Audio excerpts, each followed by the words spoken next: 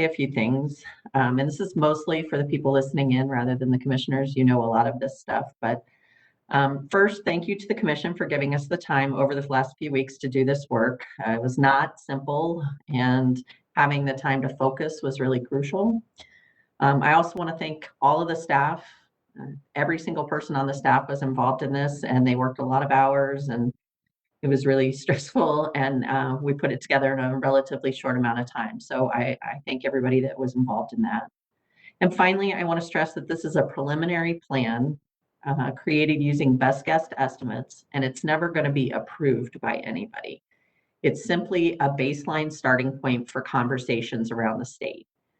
That best guess estimate came from our data set that we created using a combination of the reapportionment number that we got in April, data from the state demographer's office on municipalities and counties, estimates from the American Community Survey, and the U.S. Census Bureau's master address file. We began with a blank map of the state. Our first mandate when creating this plan was to create districts with exactly equal population. This was really difficult due to the population distribution in Colorado. As such, individuals and groups who provided input about communities of interest may feel as if they were not heard. Please know that we read and digested all of your comments and did our best to incorporate them into the plan, but it just wasn't possible in many cases.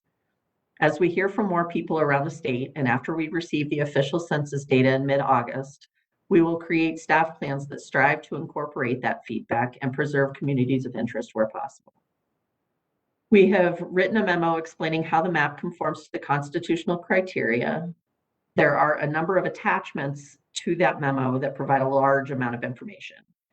The memo and attachments are in the meeting materials folder for today if you want to follow along. It all just went live a couple of minutes ago.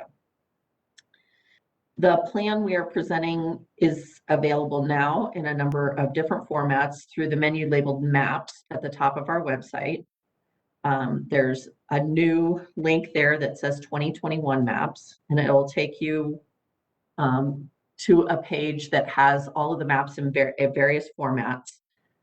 Julia's going to show it to you right now. So up at the top where it says Maps, just click on 2021 Redistricting Maps, and you'll come to this page.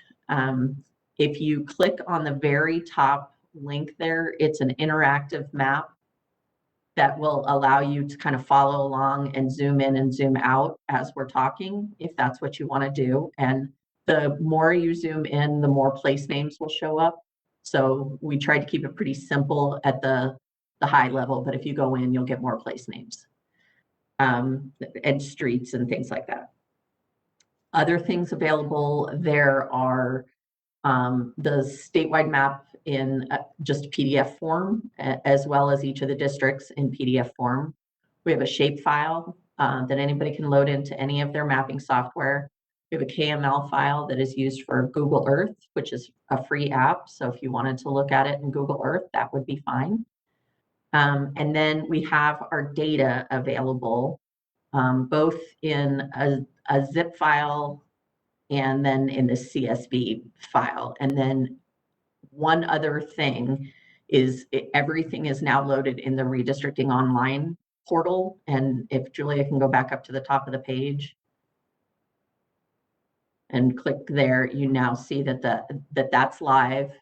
And if you want to use that to draw maps, it's now all open, and you should be able to do that. You will need to create an account. It's free. Nobody's selling your information, but you will need to create an account.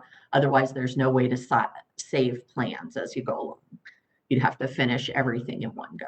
So that's there, and along with like I said in the box folder, all the supplemental mapping, report materials are available. So the tools live now can be used to draw and evaluate your own maps. The commission and staff will be traveling around the state soliciting feedback on the preliminary plan, and we look forward to interacting with the public in person through the redistricting tool and in person, obviously. And a calendar for public hearings is available on our homepage.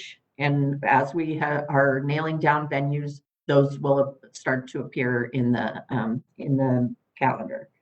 So now I'm going to turn it over to Jerry to discuss the specifics of the plan. After he's done that, we're happy to take any questions from the commission. Immediately following the adjournment of the commission, there will be an opportunity for the media to ask questions of the staff. For those who wish to participate, you should just stay on this WebEx call because we want to continue to broadcast and record that. So thank you very much. Take it away, Jerry. Thank you, Jessica. If you will bear with me, this will take some time. I'm going to start by going through the map, how it was created, some of our thought processes behind why it was created that way, and then I will cover all of the constitutional requirements and hopefully show that the plan meets all of those. So I'm going to try and share.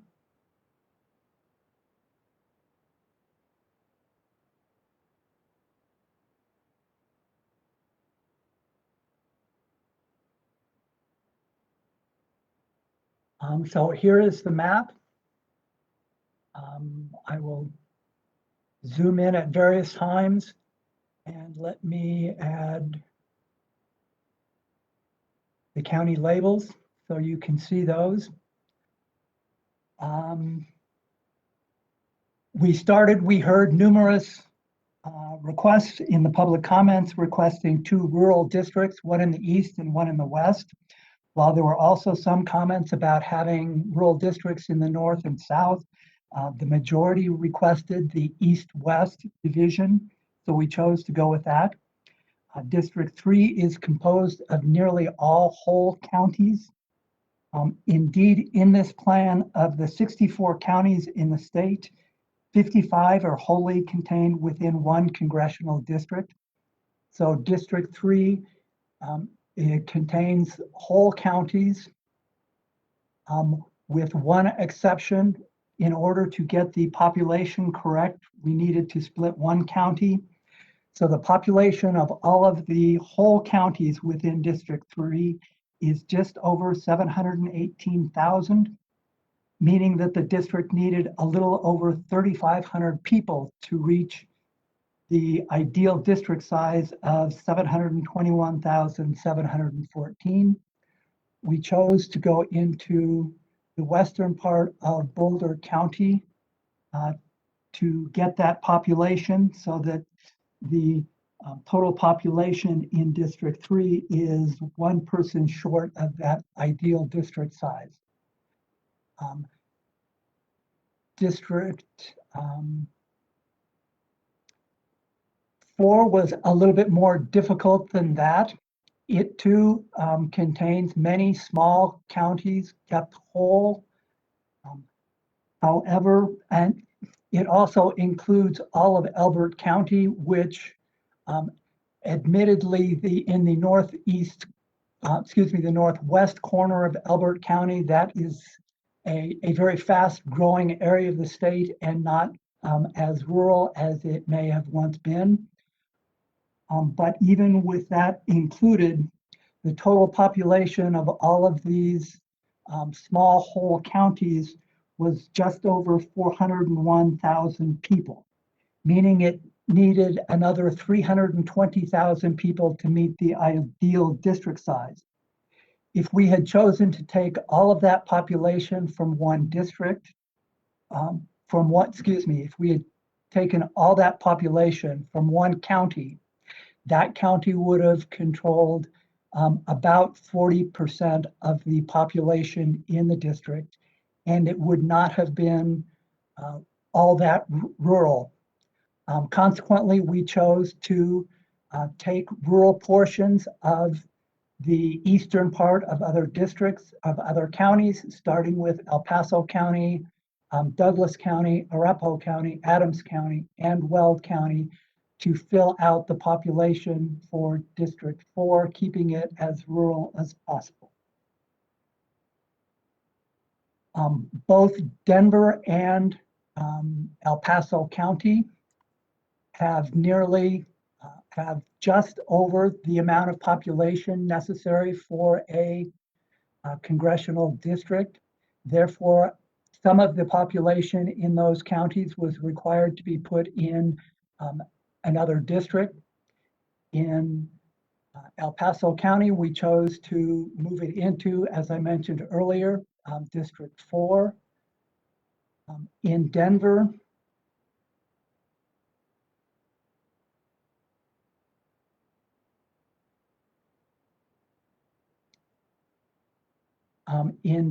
it is mostly, obviously, District 1. We were required to go a little bit into Jefferson County in District 7 and a little bit into District 6 in Arapahoe County. The reason for two splits is there are some very small enclaves of Jefferson County with a population of less than 10 people. And if that enclave was included in the Denver district, the county clerk would have been required to create a precinct of that very small population. And the voters of that, their privacy could not be maintained due to the small number of people. And similarly, there was an enclave of Arapahoe County within Denver with population of a little under 50 people that we had the same issue with. So in order to maintain the privacy of those voters, we thought it was necessary to split the excess population in Denver that way. Those were the sort of the easy things that we found to do. Now we get to the harder questions, and the first was where to put the new Congressional District 8. And we chose to put it in the northern metro area. The first reason was we recognized that this was the fastest growing area of the state. And the second was a recognition that although nearly 30% of the population of the state are Hispanics, none of the current 7 districts are represented by a Hispanic. Hence, the new District 8 starts in eastern Jefferson County, extends, and that includes the city of Aurora and the city of Westminster. And Westminster actually straddles the border between Jefferson and Adams County. And it includes western Adams County, including the municipalities of North Glen, Thornton, and Brightwood. Finally, it includes a portion of Commerce City, which we were unfortunately not able to keep whole.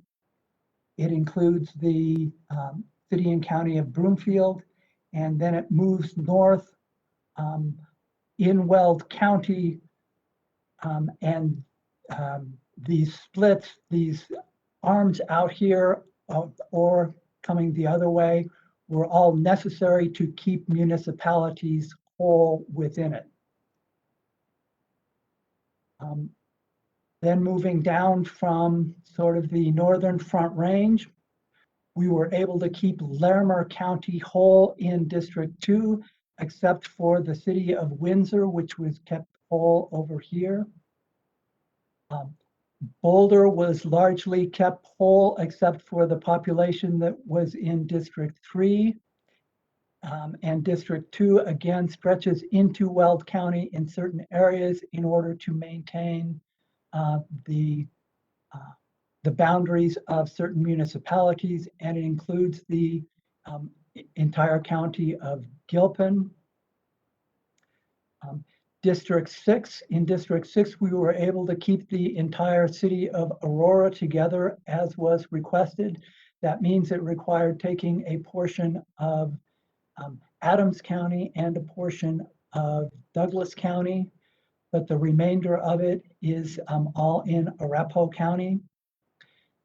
District 7 then includes all of Jefferson County except what was in District 8, and the small portion that went to, that covered some of Denver in here, and all of the county of Douglas except for that went in the rural District 4. So that is how the plan was drawn. And I'll now cover the constitutional requirements. So the requirements, the criteria are established in section 44.3 of Article 5. And I will go down the criteria in the order that, in the priority that was established in the Constitution. So first, we must make a good faith effort to achieve precise mathematical population equality between districts. And districts must be composed of contiguous geographic area. The report shows that the population of all of these districts is within 1 person of the ideal district size, and all the districts are contiguous. Therefore, we met that criteria. The next criteria is we must comply with the Federal Voting Rights Act, and we seriously considered the Voting Rights Act, but took note that the United States Supreme Court in Gingles found that 3 preconditions must be met to establish a Section 2 violation. First, that the minority population be large enough to constitute a majority in a district, and a later case held that that majority is in fact a majority of voting age members of that minority.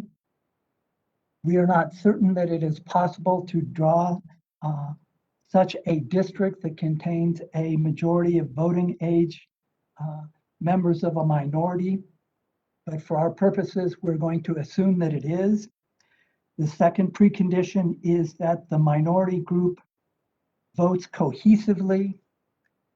Traditionally, this would be established by a voting rights expert who would examine the voting patterns of the minority group. But again, we generally believe that the minorities in Colorado do vote cohesively.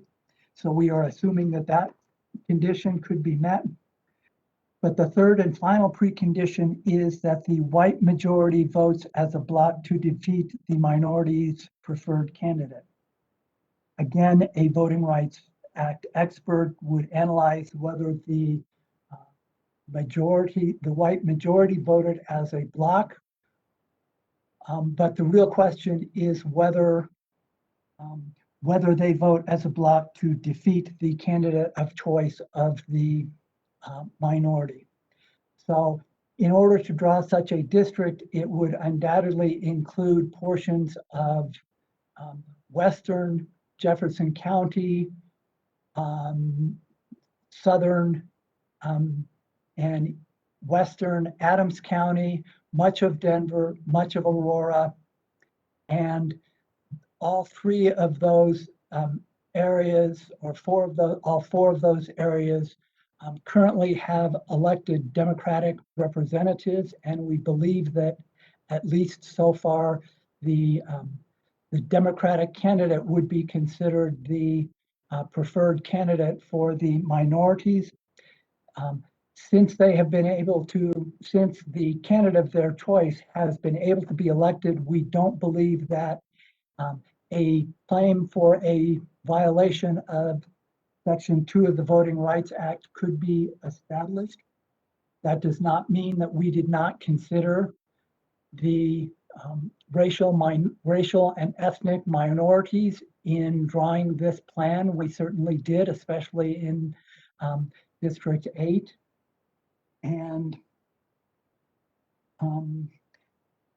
we believe we have created 3 districts that include in excess of 28% of a Hispanic population, which is actually 1 more district than the prior 7 districts that were created in 2011. There was only 1 district at that time that contained more than 28% of Hispanic people. The next criteria that we must comply with is, as much as is reasonably possible, The plan must preserve whole communities of interest and whole political subdivisions such as counties, cities, and towns. Again, we tried to keep the rural areas together as much as possible. Similarly, in District 8, we tried to reflect both the Hispanic community and the fast-growing suburban areas along I-25. Similarly, we heard requests to keep the San Luis Valley together in one district, which we did, and also to keep Boulder and Fort Collins in one district due to the large research institutions in both of those towns. I think we should also point out that many times we received conflicting requests under the public comments concerning where some counties should be placed. So we had to resolve those one way or the other. Other comments that we heard were not really about keeping a community of interest wholly within a district, but were persons requesting not to be placed in a district with people in another area. We don't think these really meet the constitutional definition of what a community of interest is.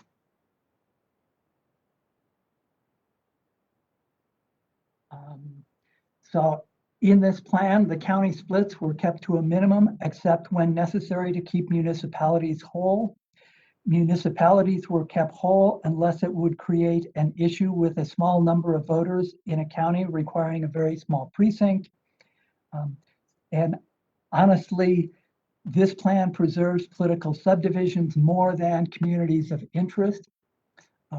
Staff found it difficult to identify the geography that a commentator wanted to be kept within a district. But again, we believe that with this preliminary map, it will be much easier for the public at the hearings throughout the state to identify the geographic areas in which communities of interest reside and which we will be able to take into consideration when we start drafting the staff plan. The next criteria is districts must be as compact as is reasonably possible.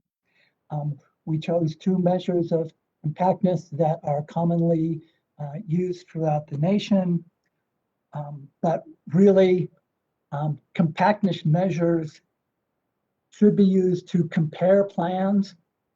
How does the compactness in this compare to the compactness in another plan? Since we really only have one plan at this point, it's difficult to talk about compactness. Now, I will say that many times some of the arms that you see sticking into various places, for instance, this arm is, I believe, connected with the city of Arvada, and there's some others. These were all done to keep municipalities whole within a district.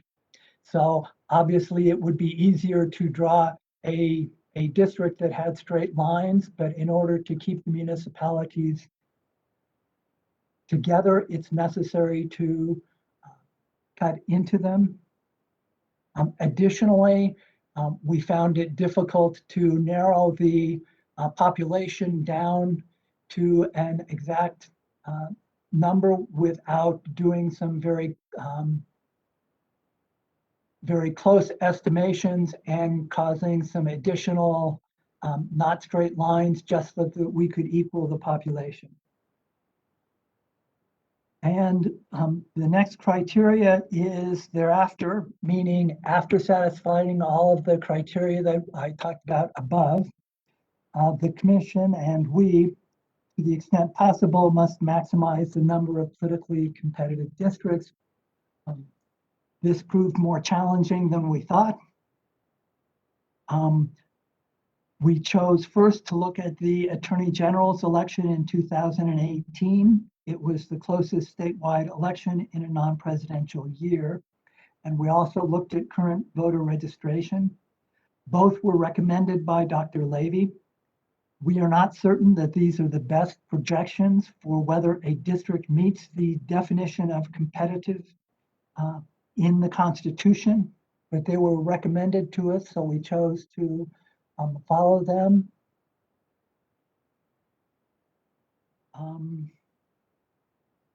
The election results showed that districts 1 and 2 are solidly Democratic. Districts 4 and 5 are solidly Republican. District 3 and 6 may be considered moderately competitive, as District 3 favors the Republican candidate by 10 points, and District 6 favors the Democratic candidate by 13 points.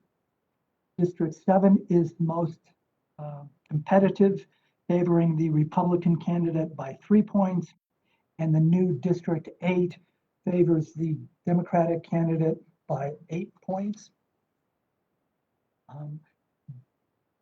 Looking at the voter registration, I think we had less belief that that was actually a reliable prediction of how the district may operate in the future, but under that analysis, District 4 might fall into a moderately competitive district, but still favoring the Republicans, and Districts 7 and 8 are still the most competitive.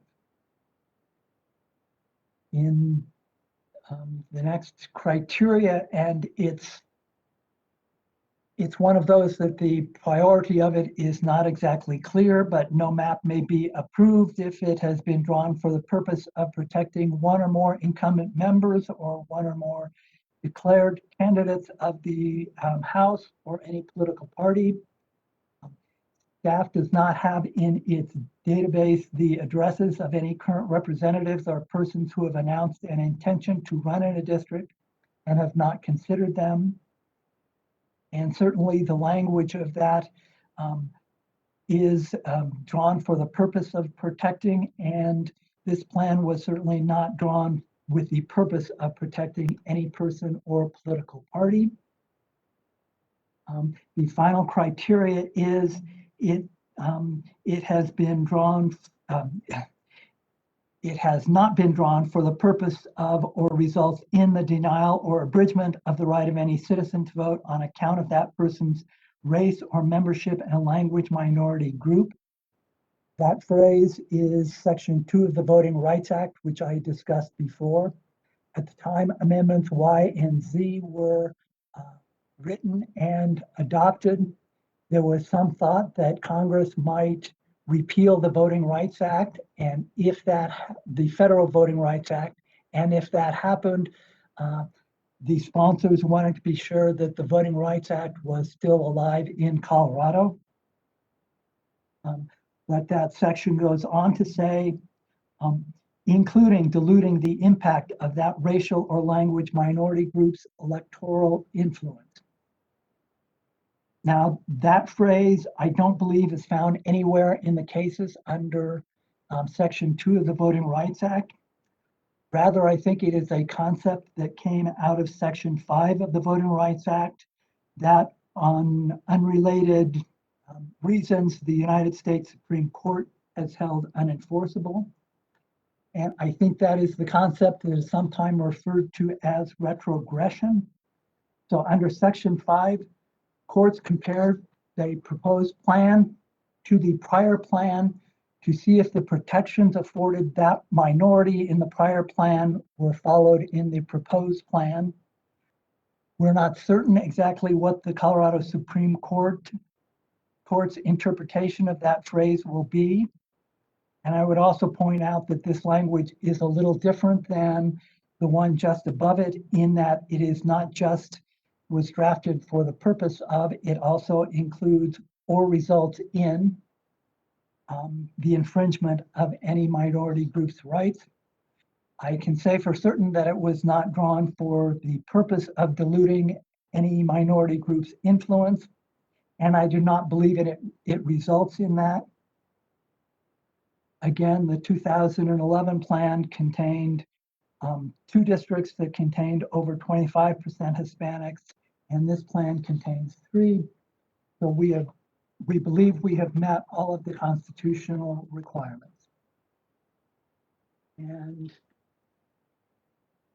that concludes my my discussion at this time.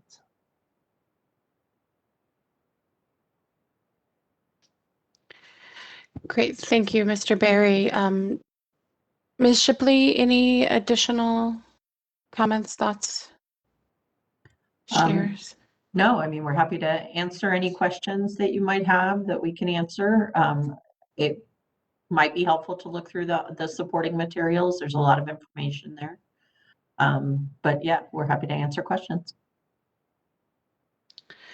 All right, I'm going to, would you mind taking the map off the screen, whoever's showing their map? And in the chat box, Julia posted the link to the interactive map so that everyone can have access to that. And it's also as shown in the walkthrough available on the Colorado Redistricting site as well. So I want to, before we open up the stack to get comments and feedback, I'd just like to start with an offer of gratitude for this primary plan, the time the staff put into drafting this, the documentation and kind of clarification on how this preliminary plan follows the guidelines as outlined by the Constitution and as outlined by the prioritization recommended in the Constitution or outlined in the Constitution, knowing that that is a lot of layers and tiers to get just to a starting place in this. So deep gratitude to everyone who was in this and in the space to help us get to this preliminary plan. And with that, I will open up the stack and start capturing who wants to go in before we jump into the stack itself. Anyone want to be at the top of the list? Okay, I see. We'll start with Commissioner Espinoza and then Commissioner Jawara. Those are my signatures, hands. Okay, we'll start Espinoza and then Jawara. Thank you, Madam Chair. Thank you to the nonpartisan staff for your hard work and for giving us a place to begin thinking about how to draw the new district maps. It's just one point of clarification for myself. What I heard, and I may have misheard, was when you were talking about District 8, you mentioned Aurora, and I think perhaps you meant Arvada, or maybe I heard it incorrectly. Could you just clarify that? Included? It would be Arvada in the in Jefferson County, so I may have misspoke. Okay. Thank you. Commissioner Jawara. Thank you, Madam Chair. Thank you, staff folks, for a wonderful job. I think the Aurora Arvada was my, question that was just, very misspoken. I was just also wondering, I couldn't find it. I don't know where the link was for today's meeting, and I really struggle. I don't know if my email was jammed or whatever. So if maybe we can just have the link sent independently. So I have a question, Jerry. In terms of the number of people, are there any discrepancies in terms of head count between the districts? And I missed the beginning of the meeting. Maybe you addressed that before I could join you. Can you elaborate on that, please? Certainly, among the 8 districts, no district is more than 1 person off of the ideal district size. Okay, and which one would have the highest or would be off by have more than 1 person more than the other ones? Districts 1, 2, 5, 7, and 8 have 1 person over the ideal district size. Okay. Thank you, Madam Chair. Thank you. Great. Any additional questions? I know this is a lot to absorb, and many of us are going to have to get into the thick of it to get a better understanding of it. So I completely understand the pause that we're in right now. And I'll go to Commissioner Coleman. Thank you, Madam Chair, and thank you to the staff for your incredible hard work on this. I know it is a challenge to do what you've done here. I do have a question. I know that Mr. Berry mentioned several communities of interest, but I was wondering if there were others that were taken into consideration and if you could elaborate on those. Madam Chair. Sorry, Commissioner, I was on mute. Sorry, Ms. Shipley, go ahead. Thank you. Commissioner Coleman, there's an entire memo that Julia and Amanda wrote that is all about the communities of interest, every comment that we got and how we kind of put that together with the, and what we used. So we could certainly go through it, but it's 1,000 comments. And I mean, for the vast majority of what we could take into account, it was the concerns about Southern Colorado and keeping the Valley and Pueblo together, making 2 rural districts, one in the east and one in the west. Keeping Boulder and Fort Collins together was a big one that we heard because of the shared university culture kind of issue. Sort of, if we had to take part of Weld County and put it in a non-rural district, that it should be the southwestern part of Weld County, those kinds of things. Those are what we heard from the comments that we incorporated into the plan. Thank you. I realized that document. I went looking for anything before the meeting, and so I do have questions I'm sure are answered in that document. But were the mountain communities one of those that you identified?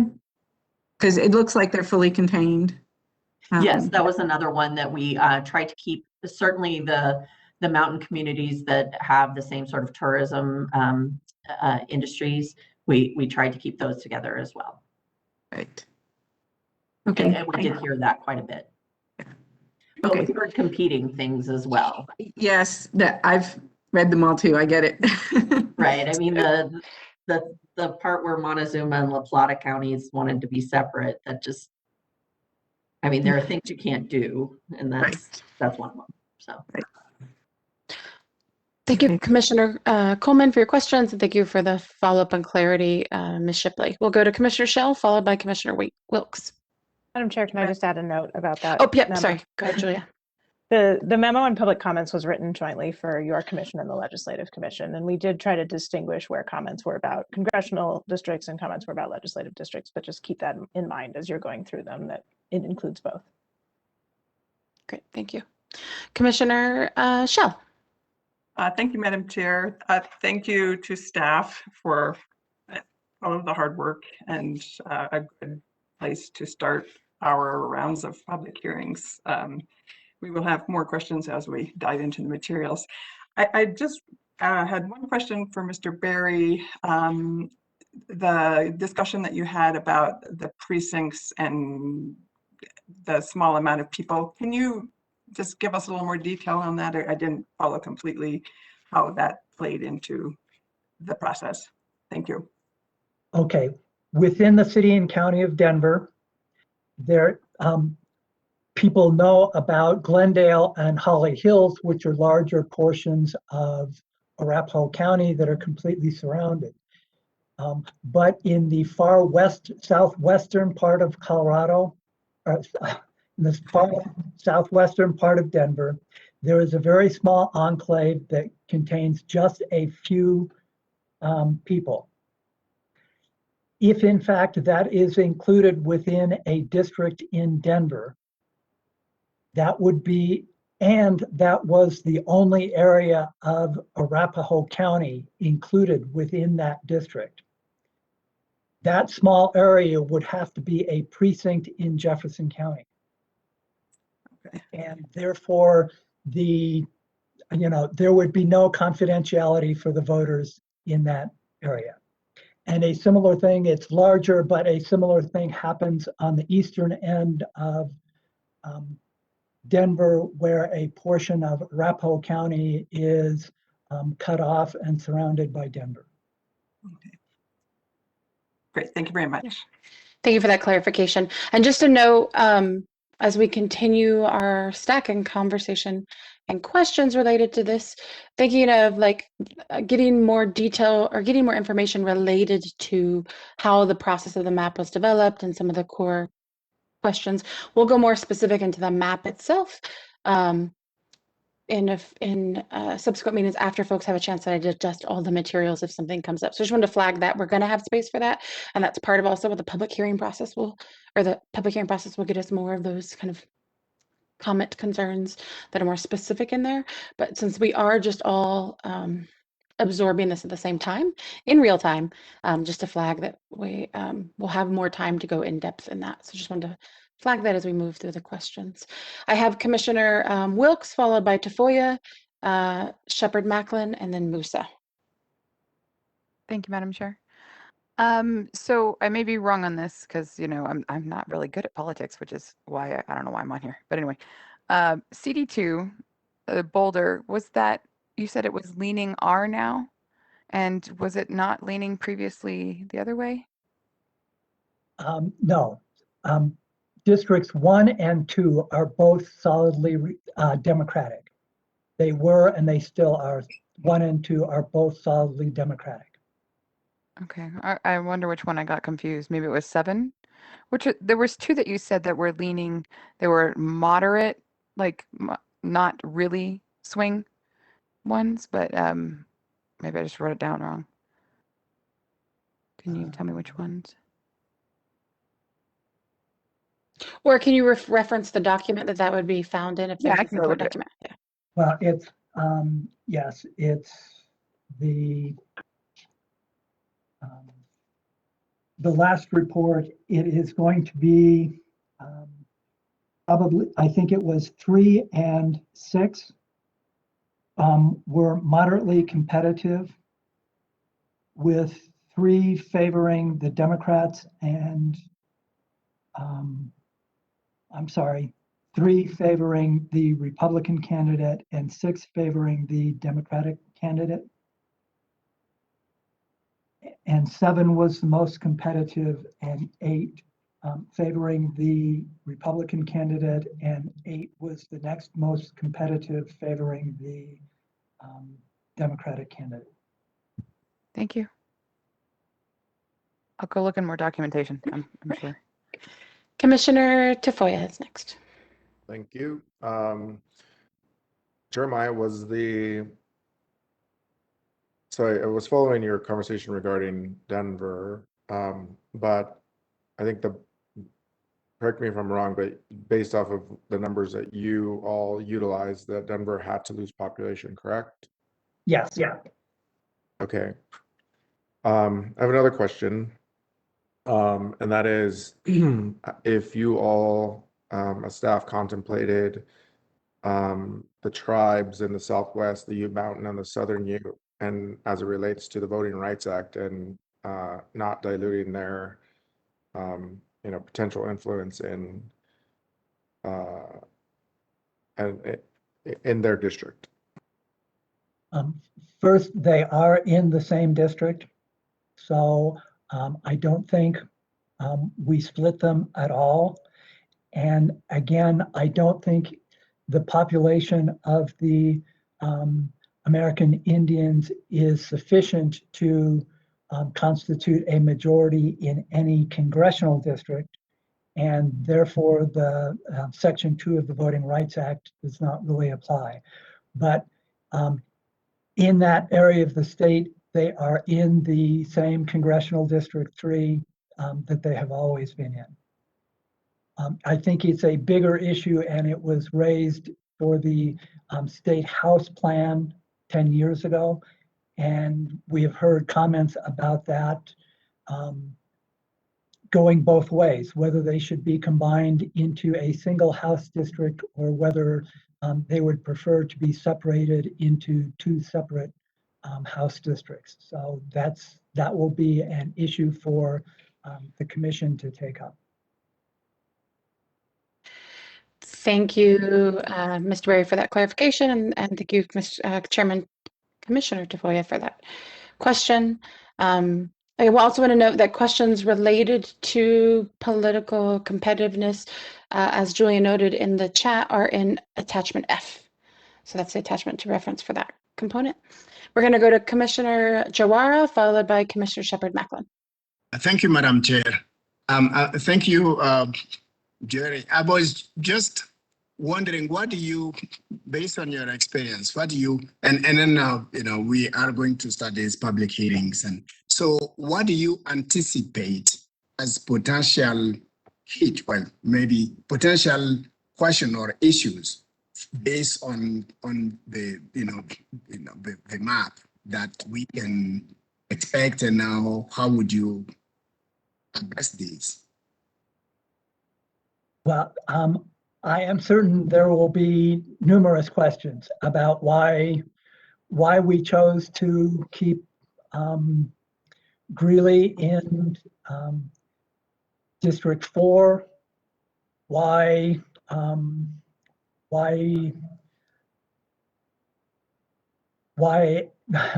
mean, there could be innumerable questions. Why we didn't think about moving the San Luis Valley into 3 rather than leaving it in 4. I mean, there are all kinds of questions that I'm sure we will be asked, and the answer is we thought this was the best plan that we could come up with at the time, and that's about it. Okay. Well, I guess, I mean, follow-up can be, if that doesn't satisfy, then what? If that's not enough for someone. Well, first of all, it's a preliminary, right? So the map undoubtedly is going to change when the final census data comes out. And we will be considering all of the comments that we hear, and if someone has a justification for a move that we had not thought of, and we will certainly consider that when we start drafting the staff plans. Okay. And I'm sure the commission will consider it as well. Yeah. Okay. Ms. Shipley, did you have a comment as well? That was just what I was going to say, is that if that's not good enough for somebody, then they'll tell us. And then when you adopt a staff map, then you'll change it. Yeah, thank you. That's it. Yeah. I would just, which is in essence the whole goal of a public hearing, so we can get back and adjust accordingly. Thank you so much. Okay. Thank you, Commissioner Jawari. And also just a note, I think in general for all of this, there are some realities that in the geography of what we have to deal with, we're not going to dramatically change. And there are some that we're going to because of the 8th district. And we are going to be in a place of not being at 100% of everyone being happy about the end plan, but does it meet the requirements of the Constitution? Does it hold in account the public hearing process? And as an independent commission, or are we able to provide insight and kind of act as the critical partner and analysis in that the final staff plan? But at least this gives us a place to start that we didn't have when we were just looking at 7 districts. So thank you again for that time and energy related to that. I'm going to go to Commissioner Shepherd-Macklin next.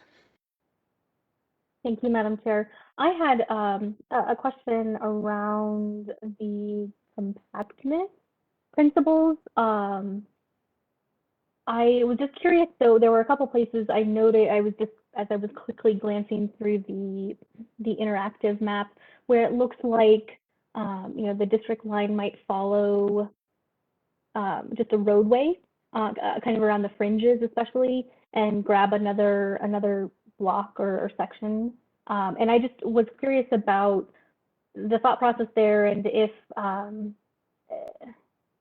a district line that just grabs part of a roadway where arguably there's probably no permanent population, is that concerning, or does that throw up any red flags when we're thinking about compactness?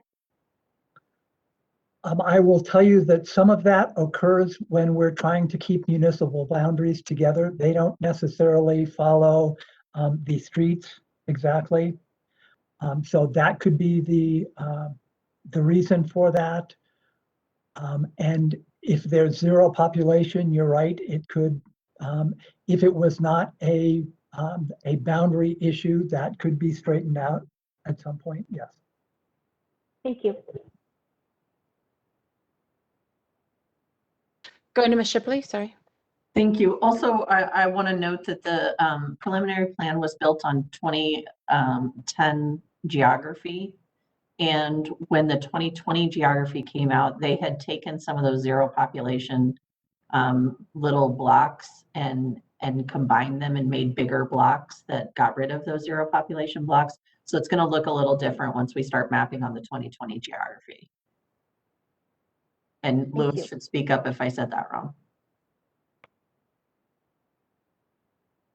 I don't see him coming on video, so I'm assuming that's correct. Nope, that is, Madam Chair, sorry.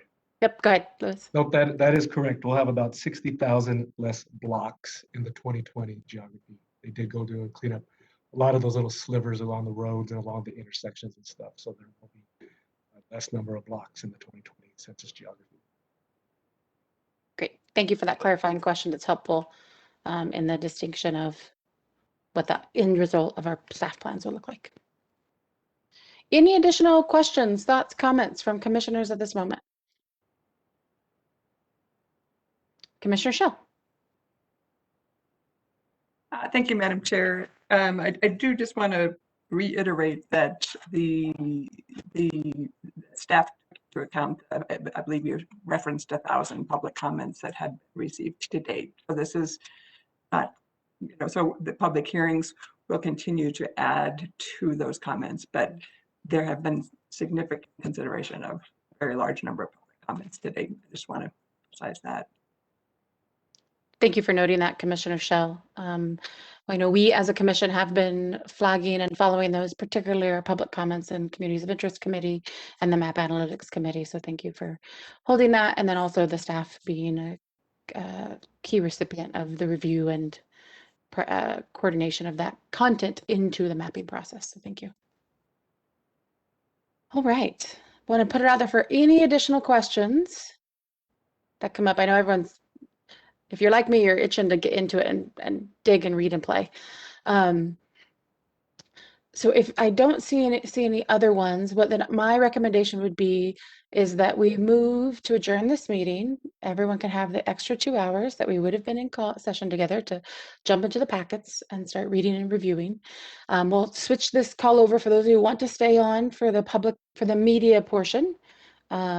To hear the questions from the media that are on. It looks like we have an extra 100 people with us today, which is much higher than typical of our commission calls. So we can open up that line, but I want to hold one more flag. Any other thoughts, questions, comments, anything from the staff before we adjourn the commission part of the meeting? I see Commissioner Shepherd-Macklin. Thank you, Madam Chair. I think just a general question for process for next week, and if I am too early in my question, just tell me so. But just curious, as we are kind of individually reviewing notes and digging in, what do you envision for format and asking questions, and what do you have a sense yet of what our time together next week will look like, and how you and or staff would like questions to be coming at this point? I'm going to loop back around with Jessica now that we know what we all know what we have to look at. So I'll back with the staff. What we might do is draft up a questions document so we can have questions that are aligned or ask you in certain categories to think about what those could be in reflection to the documents as they lie, or the attachments and the map itself. But I'll loop around with Jessica first thing in the morning, and we'll send out an email to the full commission about what might be the best way to streamline those questions that you're flagging as you're going through them, and also knowing where we're having consistency, so we don't feel like you have to hold them all in your head in addition to the meeting we'll have next week. So we will hold some space and time for that in that window, in ours, but trying to be mindful of how we can do that in the most streamlined way, and also identify where there's some through lines of questions to be considerate of. Does that work for folks as an operating plan? Thank you. Wonderful. Any other thoughts, questions, comments, concerns?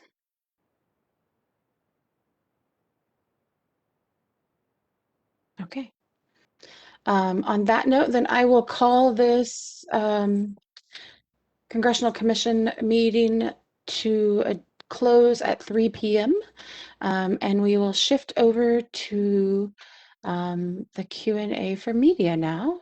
Commissioners, feel free to stay on if you'd like to stay on through this process, but also you are, if you want to dive in, you can dive in. And a note for everyone on the call as well, I'm going to turn it over to Jessica to manage the Q&A portion of this.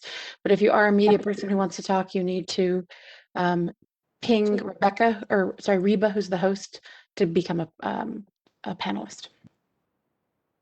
And Jessica, I will hand it over to you. Thank you, Madam Chair. I'm actually going to ask Abby, one of our media consultants, to turn on her video, hopefully, and she's going to kind of run things as much as possible. So thanks, Abby. Absolutely. Hi, everyone. We're excited to have you all here today. Hey, Abby, it's real hard to hear you. I don't know. Oh, okay. Let me. There we go. Much See better. what's going on. Okay. All right. Thank you all for being here. We're really excited to get started. The way we are going to be tackling questions today is there is a raise hand function on WebEx. We ask you to use that if you have a question. I'm going to be scanning and we'll call names out, and then Reba is going to be able to unmute you and put you on video so that you can ask your question. I also encourage you to use the comment function, or the chat function rather, if you'd like. And I will be scanning that to ensure that we get all of the questions answered today. Jessica, is there anything else you'd like to cover before we get started? Okay. No. And with that, I see we have a hand raised. I'd like to call on Marshall Zillinger from 9 News. I apologize, Abby. What was that name? It is Marshall Zillinger from 9 News, please.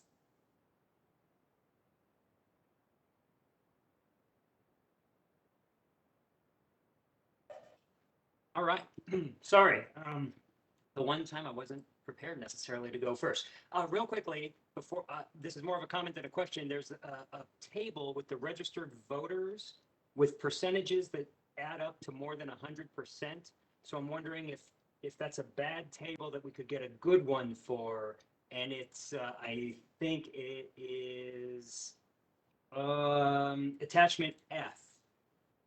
It's the second page of attachment F. So with that said, that's just something that adds up to more than 100%. I was hoping to get a little more education on the conversation that took place about the minority groups acting as a majority. Could someone kind of dumb that down for me? What that's the intent is supposed to be, and why Colorado can't necessarily achieve that? Well, I think I said that you might be able to create a district in Colorado that contained a majority of voting age Hispanics. The question, though, is under Section 2 of the Voting Rights Act, the white majority, you would have to show that the white majority voted as a bloc and defeated the candidate of choice of that minority group. I believe in Colorado, the candidate of choice, certainly in the congressional races that we've had, has been the Democratic candidate. And in the areas in which you would be required to collect the Hispanics. Democratic candidates have won the last few elections in all of those districts, some of them, dating back for 20-some years, some for over a decade, and one for at least the last 2 elections. So in order to be successful in a Voting Rights Act case, the minority has to be able to show that they have not been able to elect a candidate of their choice, and therefore they need a district drawn that contains a voting age majority of that minority. Is that helpful? I believe so, yes. How do you base the candidate of the minority group previously? Well, I assumed that it was a Democratic candidate. If we were to hire a Voting Rights Act expert, they would analyze and find a precinct which contained a very large majority of that minority group and see how the electors in that precinct voted. And they would use that to determine who the candidate of choice for the minority area was. Thank you. And Marshall, it looks like Lewis is fixing the table and he'll replace it. Thanks again. Moving on, we have Caitlin Kim.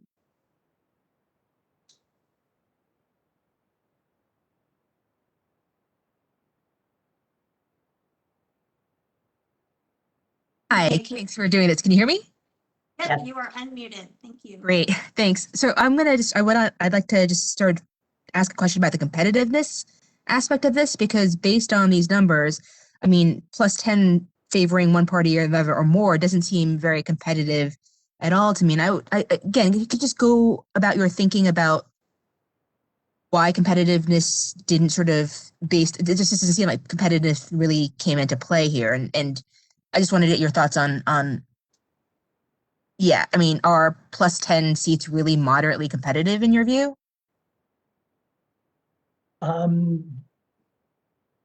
I'll answer it 2 ways. To your first question about whether we considered it, you need to remember that it is at the bottom of the priority list.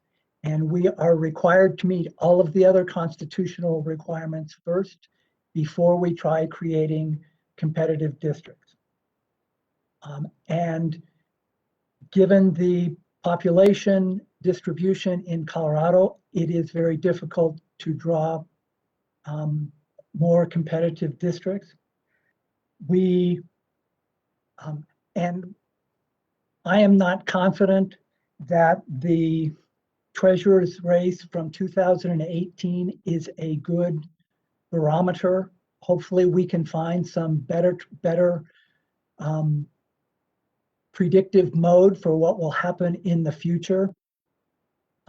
Consequently, you're right. 10% may not be a competitive district. I would also say that, again, this is based on preliminary data, and when the final data comes out from the Census Bureau, it likely will change, and maybe districts will become more competitive. So we did the best we could.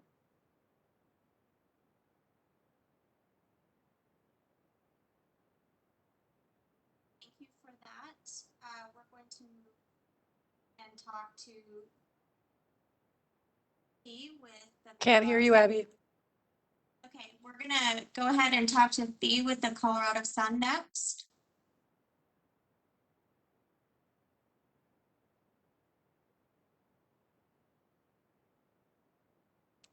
Abby, I apologize. What was that name? T. T-A-Y. Big list. Thanks all.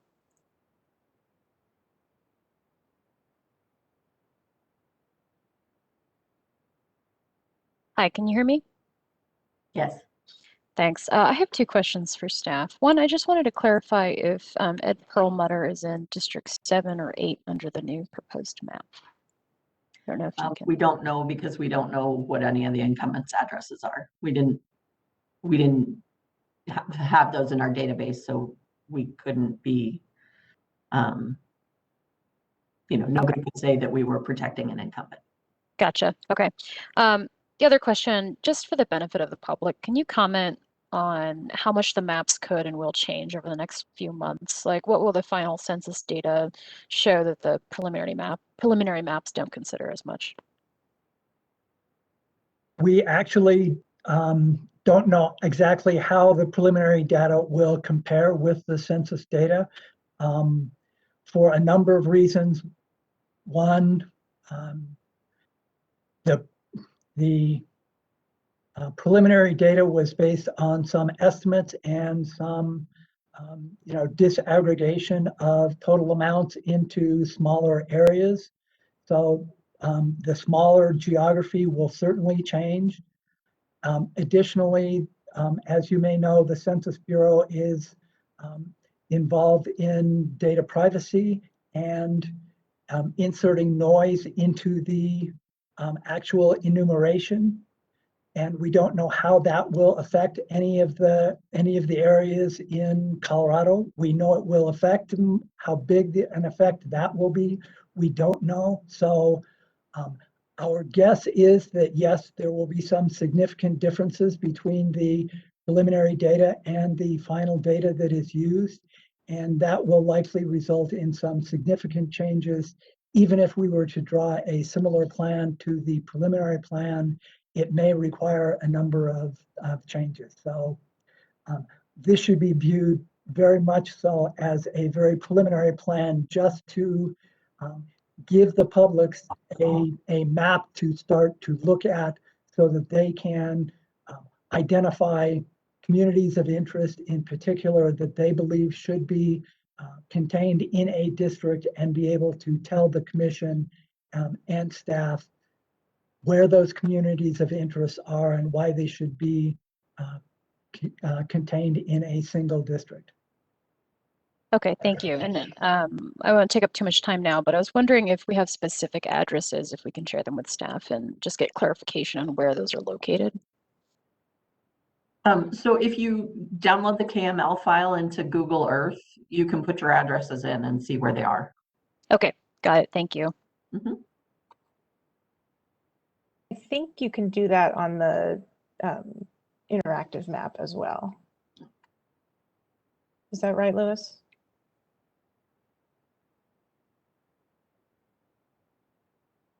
Yes, you should be able to type in your address in the interactive map.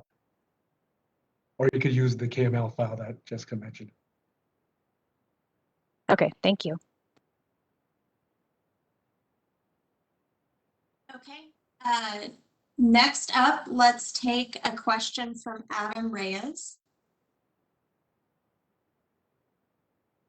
Hello, thank you so much for taking the time to answer these questions.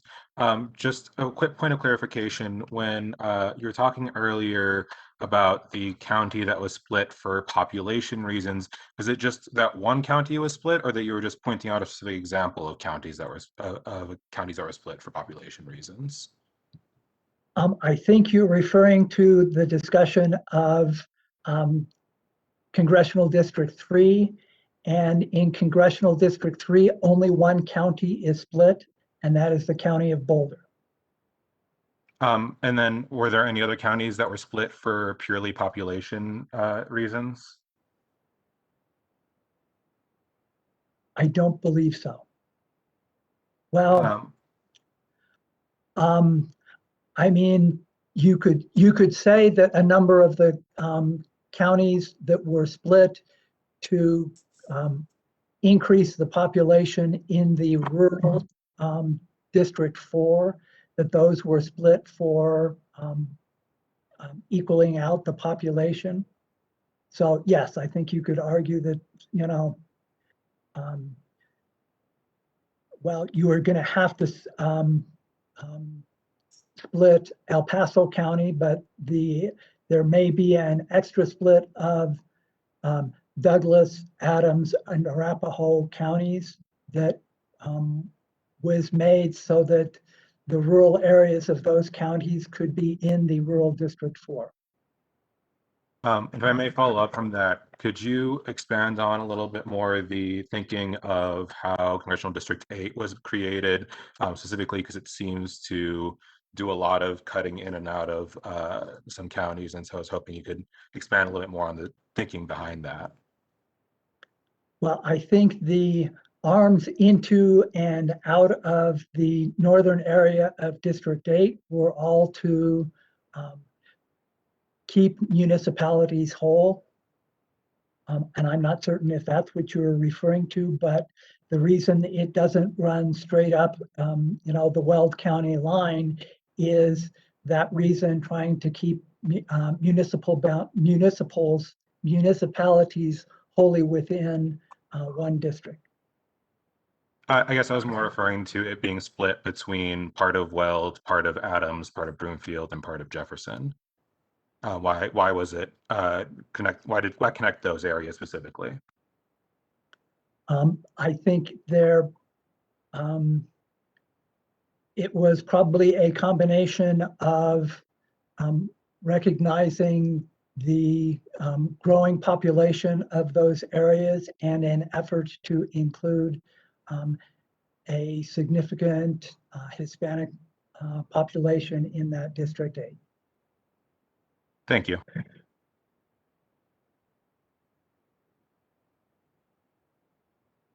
Okay, next up we have Charles Ashby.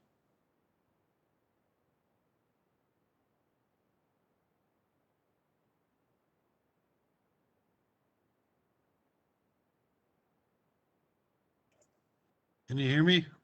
Yes. Okay, good. Sorry. Okay, so some of my questions were already asked, so I apologize if it seems like I'm asking them again, but and I can't say this without dating myself, but this is my 4th redistricting. And in every process, the first map we see looks nothing like the end map. So I know Jeremy kind of addressed this a little bit, but I'm wondering, I know you're going to the public hearings and gonna get comments, and that's gonna make some changes. I know you got the final data coming in at the end of the year or toward the end of the year, but I'm wondering how much do the commissioners themselves have on this? Are they going to be in a position, are they allowed to draw their own maps and do their own things when you get to a certain level? I mean, how many iterations do you think we could be seeing here? So the Constitution requires a preliminary map and then up to at least 3 staff maps. The only reason that we wouldn't do a full 3 staff maps is if the commission approved a map, an earlier one, before the 3rd staff plan. When we are drawing those staff plans, we'll be using guidance, standards, guidelines, all that sort of thing that the commission votes on. So they'll put together a document essentially that will have us draw maps in a particular way. And then in any public hearing, they can give us feedback and ask for amendments on the maps that we have produced for them. So we're going to see at least 3 more maps and then potentially multiple amendments to those maps. And I would also point out that, yes, the commissioners can draw their own maps and can review a map that has been submitted to us from some other third party. And there's nothing that requires the commission to adopt one of the staff plans or adopt an amended staff plan. They can choose a map that was drawn by someone completely away from staff or by a commissioner themselves. So you're right, there could be hundreds of maps that the commission is asked to review. Okay, that's kind of what I thought. That's all I had. Thanks a lot. I appreciate it. And thanks for doing this, guys.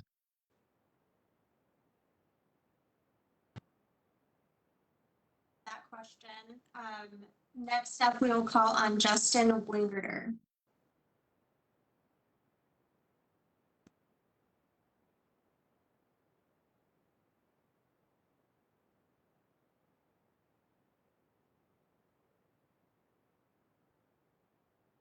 Map, did their map influence this map quite a bit?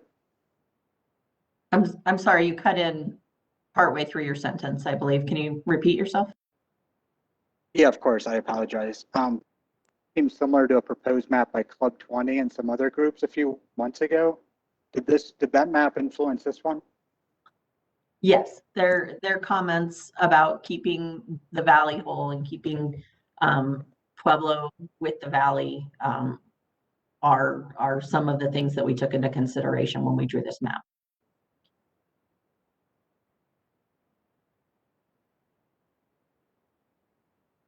That's all I had. Thank you. Okay, thank you, Justin. Next up, we have Henry Fan.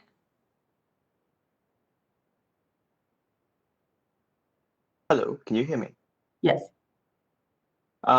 Thank you very much for giving me an opportunity to ask a question. I would like to ask a question about Latino voters and their impact on electing a candidate of their choice. I remember in the presentation that in District 8, there was a mention that District 8 was drawn to give an opportunity for Hispanic voters to elect a candidate of their choice. And as I checked the ethnicity data, it looks like it's about 30%. 30% is historically not an adequate number for Latino voters to elect a Latino or other candidate of their choice. And I would like to ask the rationale for why that would be, because even in other states where the percent of Latino voters in the district is 50% or 60%, candidates backed by Latinos voters often struggle a lot to elect their candidates. And tying to that question, I would like to also ask about why there isn't a more clearly majority minority district in the Denver area when we know that different voters of different races, even in the Democratic primary, will tend to prefer different candidates. I heard a lot about how white voters in Denver and minority voters in Denver always vote for Democratic candidates, but electing the candidates of their choice isn't only in the general election, it's also in the primary election where different voter blocks have different preferences. Well, in Denver, we haven't had a Democratic primary election since 1996 or 1998. So I'm not certain how that would come out if there was not an incumbent in the Denver district.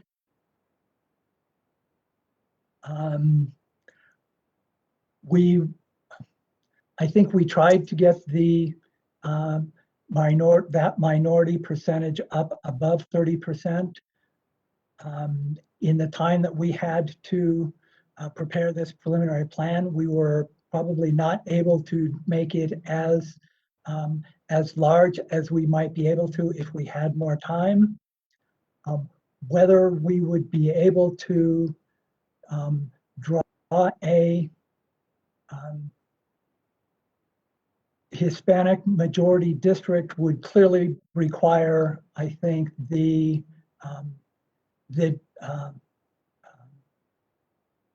division of the city and county of Denver, which has traditionally never been done. And I understand your concerns about the primaries in the Democratic Party, but I don't think we believed that it was necessary under Section 2 of the Voting Rights Act to create such a district. Thank you. I would like to ask about District 8, about the rationale for drawing a district that is about 30% Latino. And it seems like it's not really mathematically possible to draw a district that is majority majority minority without getting into the Denver area, which kind of ties into the question of the fact that elsewhere in other states around the country, a district that is 30% Latino would almost certainly would not elect a candidate of their choice. How do you address that issue?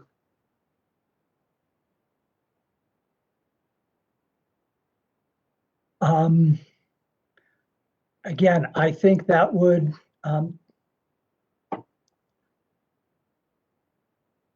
I think we could hire a voting rights expert. Unfortunately, I don't know that we have elections that include Hispanic candidates that would be able to show who exactly the Hispanic candidate of choice that has not been able to be elected at this point. Thank you very much.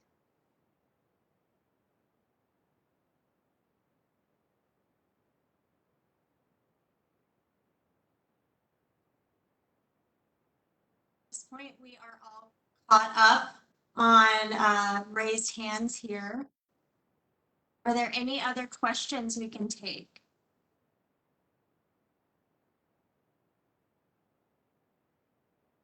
Abby, Yes.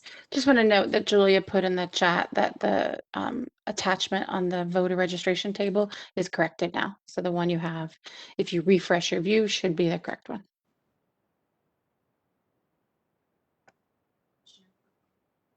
If any attendees still wish to speak, to raise your hand, you simply click on the 3 dots at the bottom of your screen and you'll see raise hand.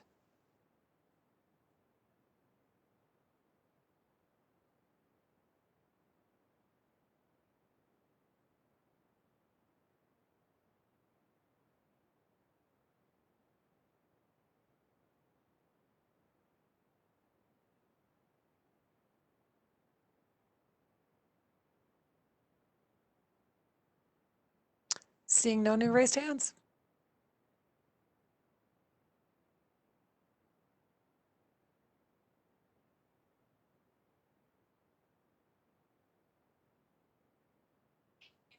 No outstanding questions. Jessica, Jeremiah, would you? Oh, excuse me. Adam Reyes has a question. We can go over to Adam.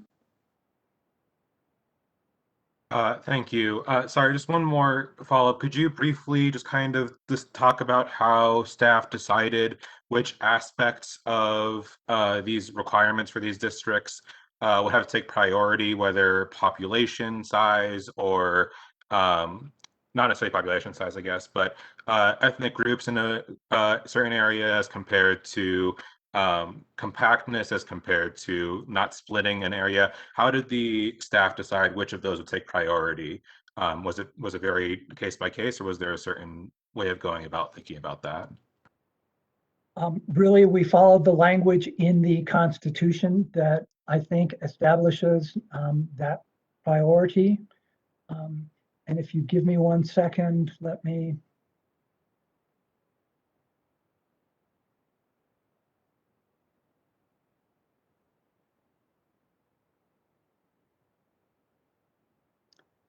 So under the Constitution, I think the federal requirements of population equality and complying with the Voting Rights Act are considered first.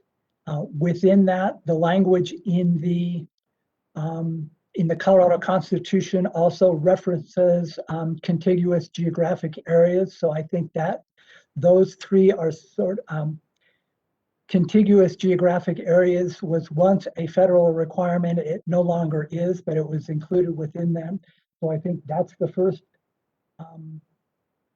requirement. The second requirement is preserving communities of interest and whole political subdivisions. Those are actually on an equal level, and I think the staff considered both, tried to consider both equally at that point. The next criteria is compactness. And the sort of the third and final criteria is trying to maximize the number of politically competitive districts.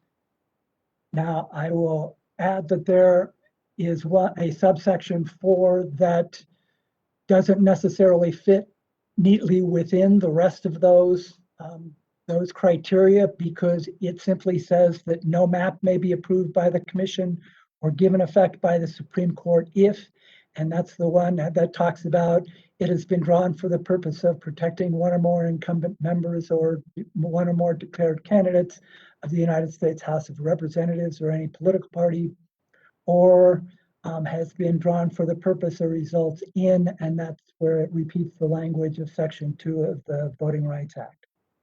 So that's one where I'm not certain exactly what the priority is, whether that overrides everything else or where it fits. But we tried to comply with all of them.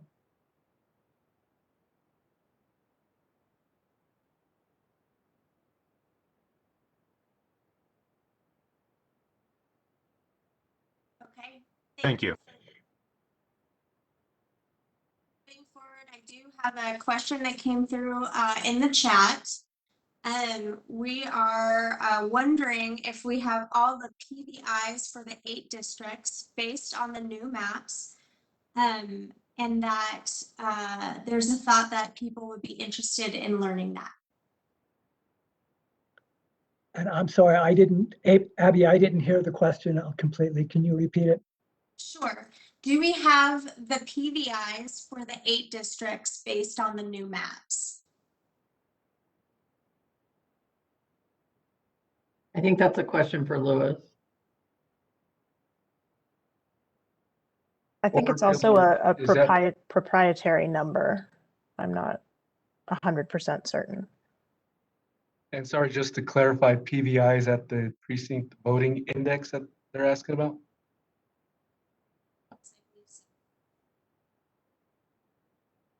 Is that I reached out to have the person who chatted me that question to clarify if they were referring to partisan voting indices. They have not answered yet. part? So maybe we'll move on. Yep, sure. Let's move on. Scott Miller. Scott, are you on?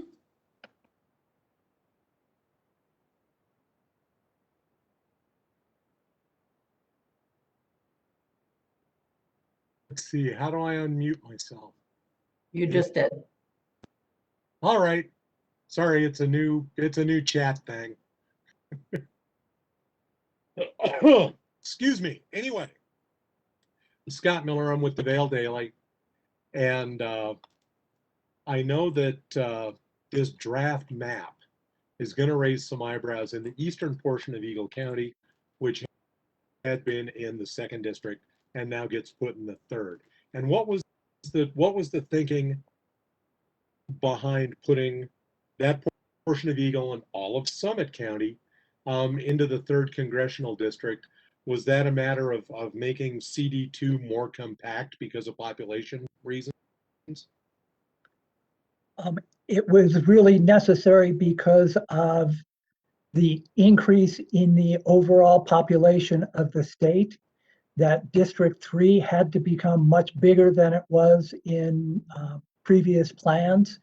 And you'll see that nearly all of the mountainous counties that previously may have been in CD2 are now in CD3. Okay. And is that mostly a function, again, you had mentioned the population growth. Is that mostly a function of population growth along the Front Range? It seems like a well-duh question, but. Yes, the population growth has been along the Front Range. So I think that's the biggest factor in why all of those mountainous counties had to be included in CD3. But also we heard and presumably that's why Pueblo County came out. We also heard from the mountainous counties that they wanted to be together. So that was another reason that they were kept together rather than splitting them into 2 different districts. Thank you.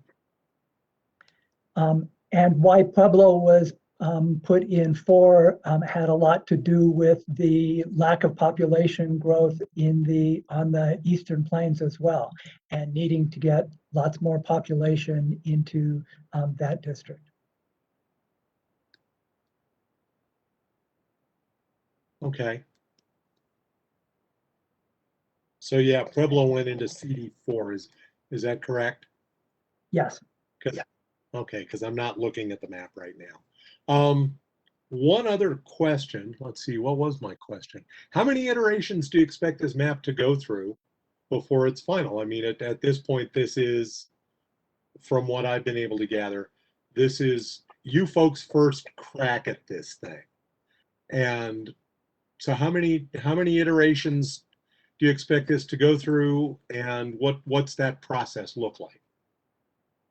Well, yes, this is our first crack at this, and it is using preliminary data, and we won't receive the final data to start actually drafting the plans based on that final data until August 16th.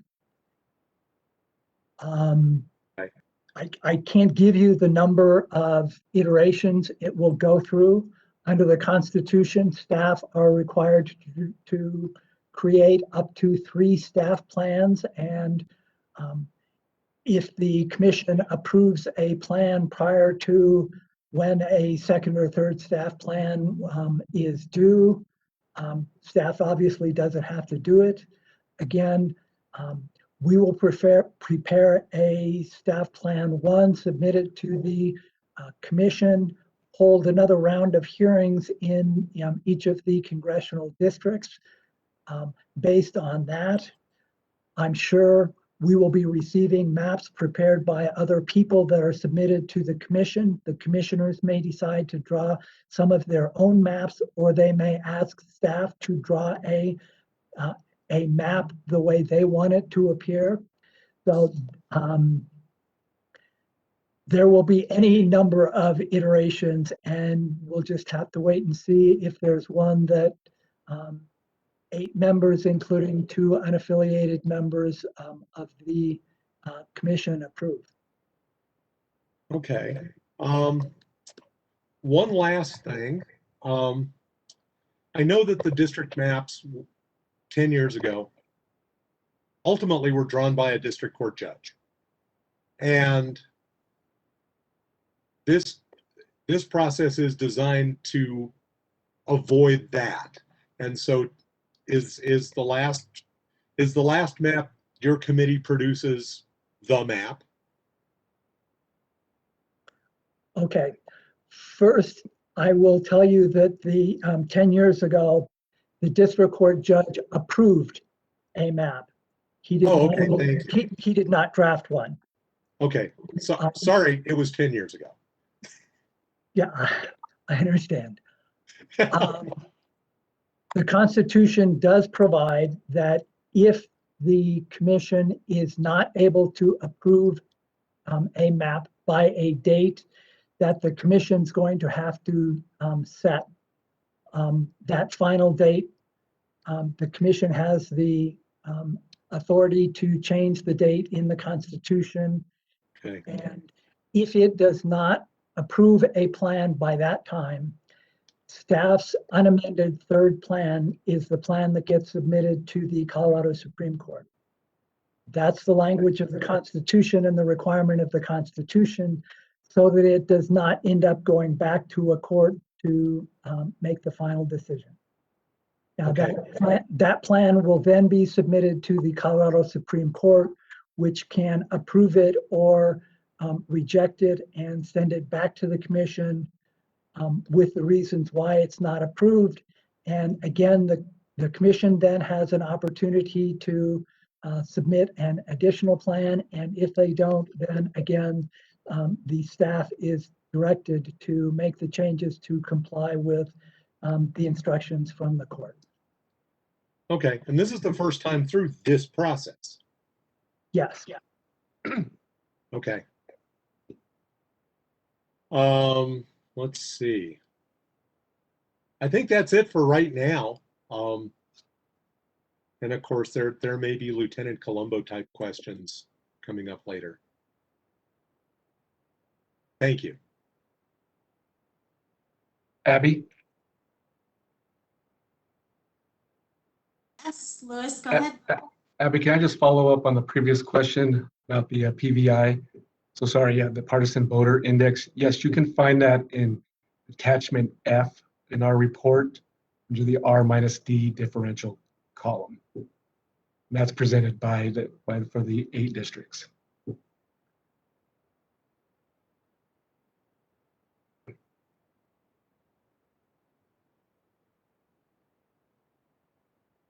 Any other raised hands out there? If not, we will wrap up. Adam still has his hand up. I can't tell if he's got it up again or if it's from last time. Nope, now it's gone.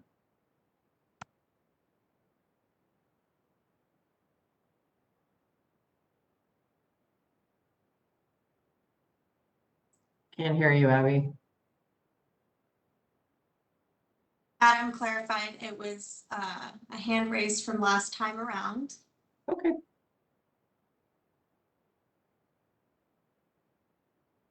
I believe Henry Pham would like to rejoin the stack for one more time.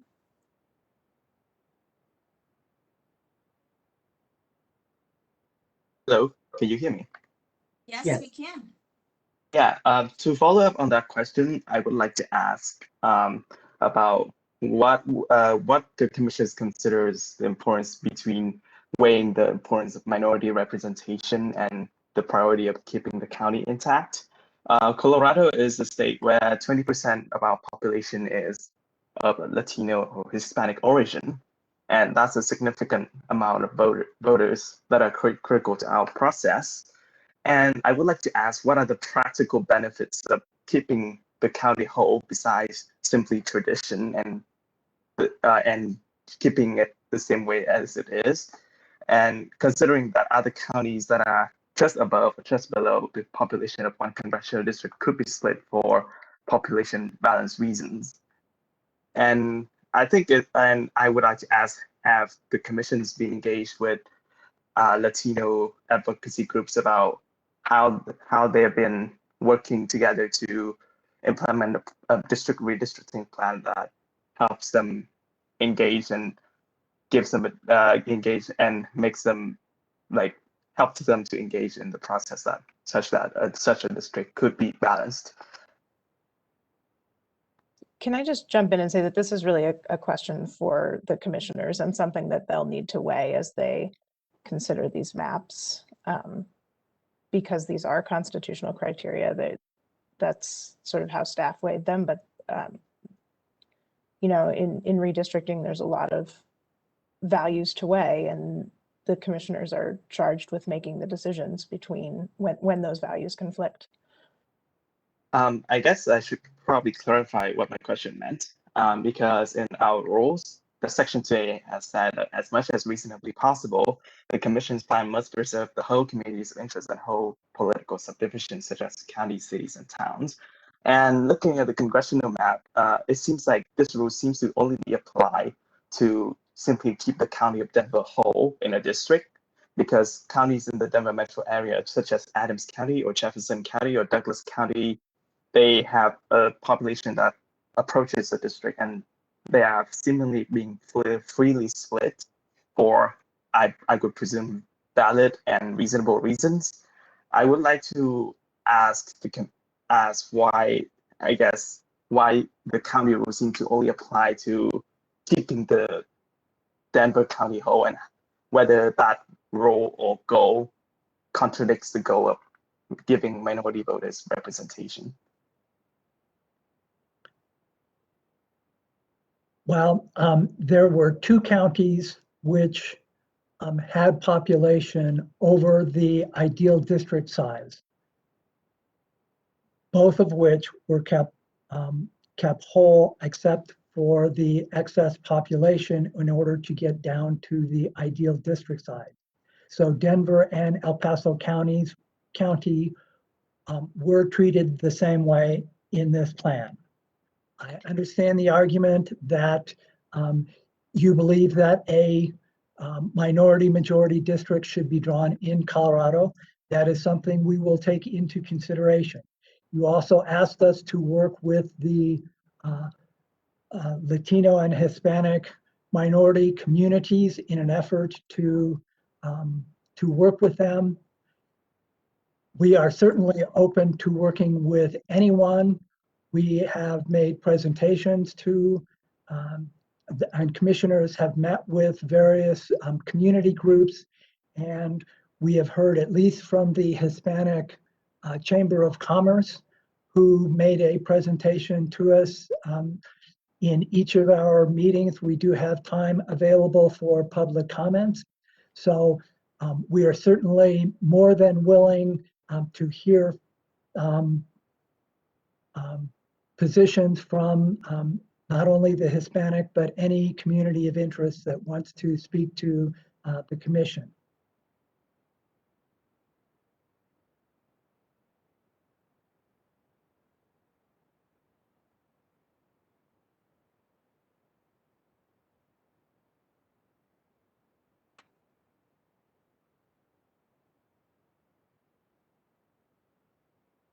The last question, the last person I see with their hand raised. So we will wrap it up. Thank you all for joining us today.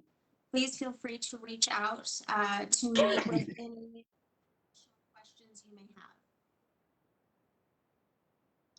have. Everyone, please look. Oh, I'm sorry, it was sent only to me. I have a question from Isaac Day. So I believe we've got one more person.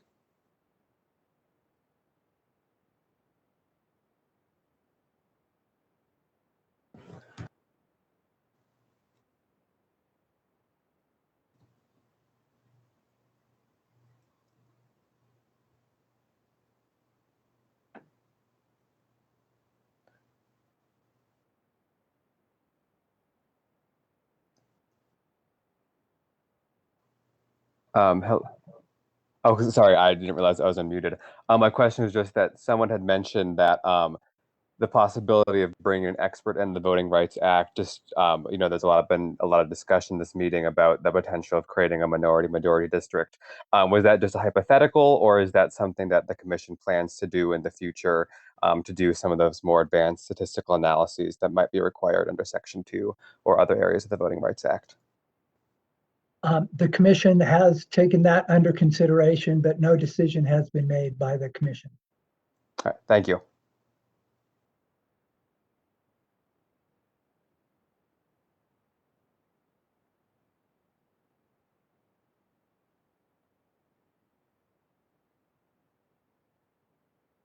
Let's call for questions. Please raise your hand if you have any questions. If not, we will adjourn for the afternoon. We have a question coming in from Mark Gaber. One moment.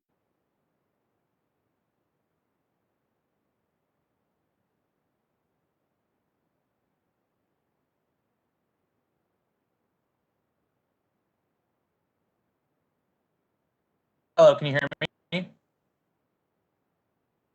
My question is, you mentioned earlier that you consider the ability of minority groups to influence the election of the candidate of their choice as being the corollary of Section 5 of the Voting Rights Act. Have you considered whether instead that might be in reference to the Bartlett versus Strickland Supreme Court decision and the ability of less than a majority of a minority population to work together with crossover voters who also support their candidate of choice, and the necessity of drawing districts on that basis? Well, certainly with the percentages of the minorities in Colorado, that is true. That you may not be required to draw an actual majority minority district, and even under Section 2, if the analysis shows that there is a significant amount of crossover vote from the from the white population, the percentage of the minority may be less than 50%, depending on that crossover vote. But again, those are calculations that are made by a voting rights expert.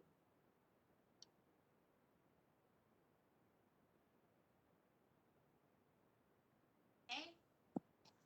Thank you for that response. We are going to wrap up. It is now 3:50.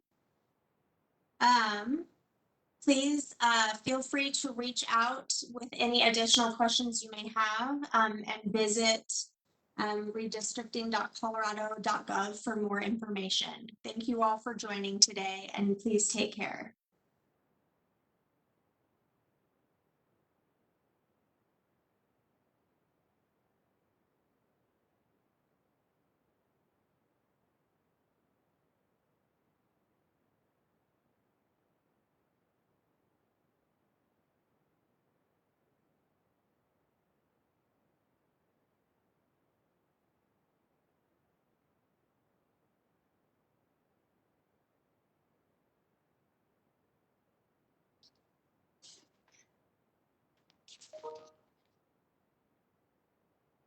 Yeah.